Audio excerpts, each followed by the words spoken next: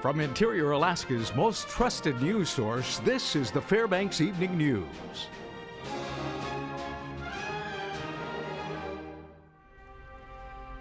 Good evening. Thank you for joining us. The lead detective in the investigation of the 1997 John Hartman homicide continued his testimony today in Fairbanks in the hearing for the 4 men convicted of killing Hartman. Stephanie Woodard reports. Examination for Detective Aaron Ring continued today with many questions from the lawyers who represent the Fairbanks 4. Most of the testimony centered on alleged errors made during the course of the investigation. This is a fairly significant mistake because this is the first time that Marvin Roberts' name comes up in the police report, right? Yes, and his name hadn't come up in the investigation yet. It's just the 2 of them that he's talking about. A subject of contention has been the lack of physical evidence to tie not only George Freese, Eugene Vent, Marvin Roberts, and Kevin Pease to the scene, but any of the alleged assailants in the new confession made by Bill Holmes. They thought it was a match, yeah. Yeah, but there's no forensics. No. And there was no forensics on the sexual assault yet either, was there? There would have been a sexual assault exam, and I think there was findings on that. But there was no forensics. You said forensics on the sexual assault. Well, there had been an exam and findings of sexual assault. According to testimony, it took less than 3 days for the Fairbanks police detectives to make 4 arrests in the case, and it was taken to grand jury for indictment in less than a week. Other suspects being sought after that point in time? We were still doing investigations. There were 4 suspects arrested, though, and we didn't think there were any more at that point. But it has been the lack of alibi witnesses and the interrogation styles used by Aaron Ring that has come under scrutiny by the state's own investigators, as well as a former FBI agent called to the stand. Not only that, I knew they were making up the times. I found out later that they were making up the times. It's been alleged that Ring interrogated witnesses because he didn't believe those who came forward to provide alibis for the 4 men. Right after the police left, you and Shauna got her aside and asked, why did you tell the police all this stuff? Why did you give them these phone numbers? Why did you do this? Why did you do that? I didn't ask for that. Okay, let me finish, okay? Because this is a problem. Let me finish. Why are you raising your voice at me? Because this is murder. Don't interrupt me when I'm talking, okay? Ring says other witnesses told police that those teens who did come forward were making up false times and alibis in order to help the men who had been arrested. Suspicious of it at the time, I found out later that they did make up the times. I was told they were making up the times by other witnesses. There's other witnesses that put those 2 defendants in different places during that same time. And she said that Kevin Pease had not asked her to lie for him, right? Yes. This is Stephanie Woodard reporting. The Alaska Senate today approved legislation to buy out one of the state's partners in a proposed liquefied natural gas project. It came 11 days into a special session called by Governor Bill Walker to consider buying out TransCanada Corporation's 25% interest in the AK LNG project. The bill appropriates $158 million to acquire TransCanada's share of the project, approve a work plan and budget, and to pay for supplemental costs for state agency work.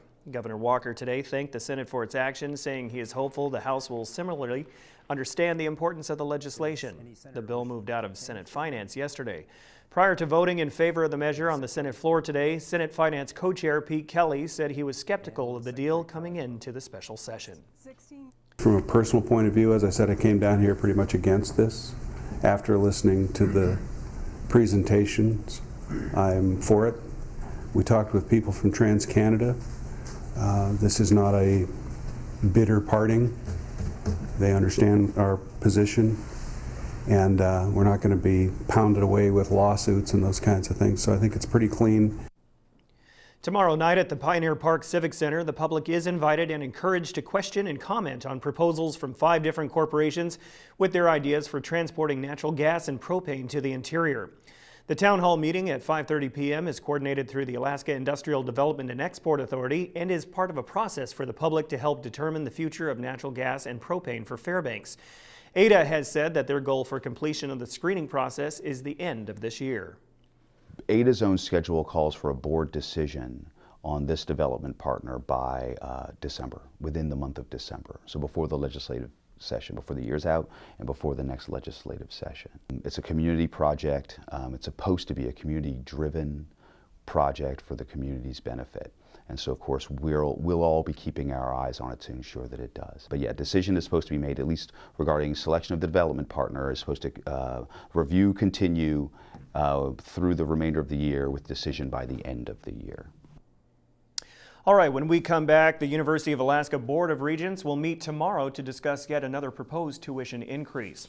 Also, stay tuned for this week's health report. All that when we return. And welcome back. The University of Alaska Board of Regents will meet in Anchorage tomorrow. Board members will be reviewing proposed fiscal year 17 operating and capital budgets and a recommendation to increase tuition by 9%. The tuition increase is projected to generate $11 million in revenue. If approved by the Regents, UA will request a $26 million increase in its budget to cover new and increasing costs. The university is preparing several budgets to meet different funding scenarios because of the state's revenue shortfalls. A man with a history of sexual abuse was arraigned in Superior Court today for an alleged repeat offense that occurred earlier this year. 63-year-old Daniel Morgan is in custody on one count of sexual abuse of a minor in the second degree. He's charged with having inappropriate contact with a child under the age of 13 last March at North Pole.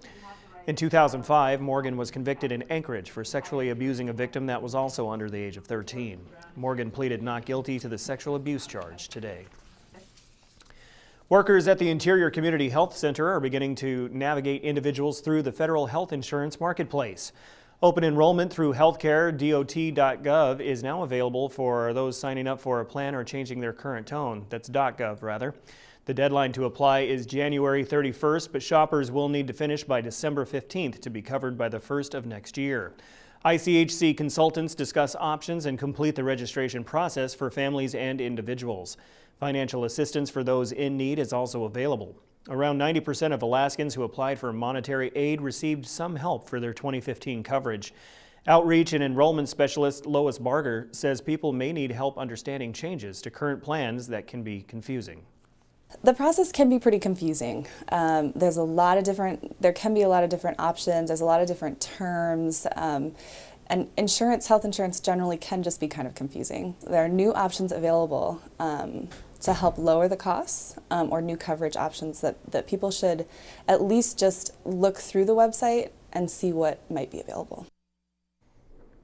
The human brain regulates your body's basic functions, and a man who used to work in the tobacco industry now spreads the word about the brain as it relates to the science of drug addiction. Monty Bowen has details in this week's health report.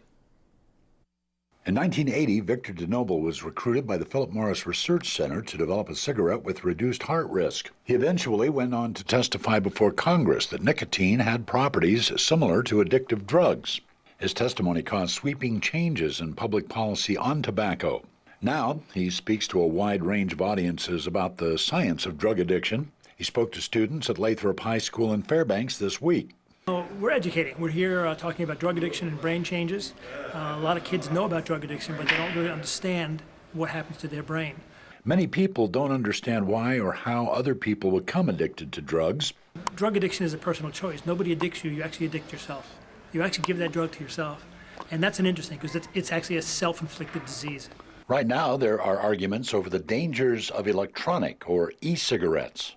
In the e-cigarette vapors, there's also other chemicals that have been known to cause cancer. Formaldehyde's one good example. There's acetaldehyde, there's chromium.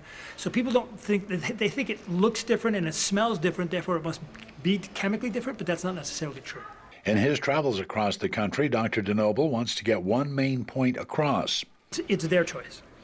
I'm not here to make them choose. It is your choice. You will either addict yourself or you will not addict yourself. Nobody is immune. What they don't understand is that we're born with an area of the brain that gets addicted to drugs. Once a drug is in our blood, anybody's brain can be addicted to a drug. More information on the subject can be found online at victordenobel.com. This is Monty Bowen reporting.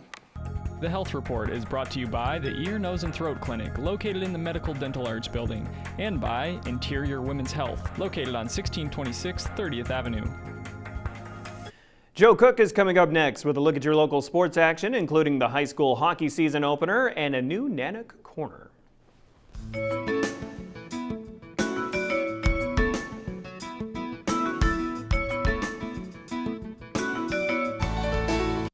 Hello, Interior Alaska. Joe Cook here with your local Tuesday Sportscast. And for tonight's Nanook Corner, we check in with the women's basketball team. You'll see them on the court this weekend for their alumni game. The squad is trying to recreate the magic of last season. Here's more. Going into her 5th season at her alma mater, Cody Bench, the head coach of the women's basketball team, has a roster of 13 going into the season. After going 14-14 last year, the best season for UAF since Bench's senior year in 2005, she sees this team doing even better. How well they play defense will determine if they can win more games. We lost on average by 0.9 points per game. So, as of my coaching career, we've dropped that number significantly. I mean, so we're right there. So that's one free throw. That's one missed basket. That's one defensive stop. So we put out the numbers and looked at the statistics defensively where we've been, and we were 9th in the conference in defense points per game. So we get that up to 7th, 6th, 5th. We're going to be winning games by 1 point. We're going to be winning games by 4 or 5 points. So defensively, we want to be able to be that team that makes a stop when it counts, and hopefully that translates to wins for us. Bench has the luxury of returning 8 core players who all played significant minutes last season to go along with 5 newcomers. Look for All-State player and Valdez product Marion Wamsley to play a role as a freshman. Clarendon College transfer guard Jaylee Mays out of Oklahoma will also have an immediate impact. UAF gets Brianna Kirk back after a knee injury shortened her junior year. Preseason All-GNAC forward Jordan Wilson, who also missed time with a foot injury, is back and ready to go. She believes they have all the pieces in place to show that last year wasn't a fluke. This team with the JUCO transfers, and we have a lot of juniors, so we're definitely a mature team, and everyone's in really great shape conditioning-wise, so we're definitely looking to run the floor a lot and push the ball. And we're really deep this year. We definitely have 10, 11 people that can come in and contribute, and that's really important when you're trying to play really fast. Bench and new assistant coach Brett Sawyer will put the Nanoks on the floor this Saturday in their annual alumni game. Tip-off is this Saturday at 11 a.m. on Alaska Airlines Court in the Patty Center. Nanook Corner, brought to you by Sports Medicine Fairbanks. And this afternoon, the high school hockey season started at the Big Dipper. The North Pole Patriots and Mono Rams faced off in the season opener for both teams. North Pole earned a state berth last season, while the Rams were the 3A state runner-up. Sophomore forward Darren Donovan scores the first goal of the season for North Pole in the first period to get the Pats a 1-0 lead. But that would be their only lead. Monroe answered a minute later with the Chase Robinson putback. And after that, Antonio Simugala also found the back of the net on a rebound before the end of the first period as the Rams led 2-1. Monroe will go on to score 4 unanswered after that goal. Nate Jankowski's 39 saves for the Rams. And the Monroe defense, they robbed the Pats to some nice looks in this one. The Rams win their season opener in a physical 4-2 final over the Patriots. Defensively, I think we had a good structure. We all worked together and we bought in. We had guys blocking shots, which is what we need. It pumps everyone up, and Nate did a good job in the cage shutting stuff down. He just did great. We all played great together. Now, obviously, offense is going to win you hockey games, but that's not what this whole thing's about. We want to, hopefully continue pushing forward, building a good program, and defense is what's going to hopefully win you a championship at the end of the year. So that's what we're striving for. In the high school wrestling, Lathrop continues their hot start to the year. As we go to this video, during Halloween weekend, the Malamutes finished in second place with a 7-1 record at the Halloween Monster Bash duels hosted by South Anchorage. Lathrop defending 3A state champ Kotzebue, Wasilla and Kodiak, who finished 3rd and 4th in last year's state meet. The Mutes' only loss was to winner and host South, the 2014 state runner-ups. Micah E., Jack Dickinson, Jacob Spencer, and Tyreek Jones went 7-0 for Lathrop. North Pole, they went 2-5 in the tourney. Duke Rogers ran the table in the 145-pound class for the Patriots. And in high school rifle, the Hutchinson Hawks were victorious over Tok on Friday in small bore. The big score, Amy Gentry led all shooters with a 565 for Hutch. Kyle Stevenson shot a personal best 535 for the Hawks as well. The Hawks also won an air with Gentry leading and Stevenson with another PR in the air rifle win. Mackenzie Rutledge shot a 509 in small bore and a 536 in air rifle to lead Tok. And that's it for sports tonight. Mike Schultz is next with your 4-weather forecast, and we'll catch you next time. Hey everyone, welcome back into our Tuesday night edition of News Center, Fbx Evening News. And we're talking again about a nice day across the interior. It was a little chilly at times, a little breezy here and there, but all in all, not too bad. And there are more clouds moving in, maybe some snow showers in the forecast for later on tonight. We'll tell you about that in just a little bit. Our photograph tonight actually sent in by Heidi Bostic. Debbie Dickman was from last night, but Heidi Bostic was able to capture the visitor center in Aurora in North Pole. Look at the auroras in the background there. Look like a postcard shot. And again, as always, thanks to you folks for sending your photos in. And if you want to share, send it to photos@ktbf11.com. Your numbers: today's high 18, the low last night a chilly 5-degree reading. The record high 43 in 1928, 31 below in 1907. Your sunrise and sunset, 7 hours and 38 minutes of daylight, a loss of 6.5 minutes from yesterday. On our satellite and radar, one area of low pressure moving rapidly off to the east to be replaced by yet another one coming in from the west. And this one is bringing some snow shower activity into the interior. In fact, you can see on our radar as we zoom in around the Fairbanks area, there are some showers moving in toward our direction, and another band will be moving our direction tomorrow, reinforcing that opportunity for some snow shower activity in the morning. By afternoon, it should move through pretty fast, and we're looking at just mainly cloudy skies. What's going on across the rest of the state? Well, over the eastern side of the state, around the Juneau area, southeast, Ketchikan and Juneau, both reporting lots of rainfall today. Just mainly cloudy skies around the Anchorage Bowl, 31 for their high. Kodiak, some showers in 42. Clear skies at Cold Bay, 38. And up and down the west coast, temperatures ranging from a cooler 34 at Bethel to a warmer 36 at Nome. And Barrow up to 25 degrees for their high reading today, while 18 degrees at Fort Yukon. Lower 48 weather, again, we're talking about cooler temperatures over the Pacific Northwest and around the Seattle area, 51 degrees, Salt Lake City, 61. Even cool in Las Vegas, 65, but warmer at Phoenix. Dallas at 72 and partly cloudy skies. Another nice day in Minneapolis, 71 degrees there. In the eastern half of the country, temperatures in the low 70s over the northeast and a little cooler around St. Louis and even cool around the Atlanta, Georgia area. And the satellite radar once again showing nothing going on across the central portion of the country. Some lingering showers over the eastern side of the country, but the cool temperatures are resulting in quite a bit of snowfall for the higher elevations of the Rockies, over the northern Rockies at least. You can see the purples and the blues there indicating that, and the colder air streaming down the west coast. Now the overall picture today is once again showing widespread snow over a large area with chilly temperatures all over the west coast and over into the Seattle, I should say the Salt Lake City area. And the overall jet stream once again is helping to guide that cooler air coming in from Canada across the west, and then a little better chance of more showers and thunderstorms developing over the central and eastern plains into the east coast of the lower 48. Time once again for our kids' weather, and all this week we've been talking with the kids from Joy Elementary School. And tonight we have another young man with us who's going to show us a picture about the seasons. And this is my weather picture. I drew winter and summer. The difference is that the suns, they're different colors because sometimes they like to change. And the two trees, one of them just has branches and one of them has leaves.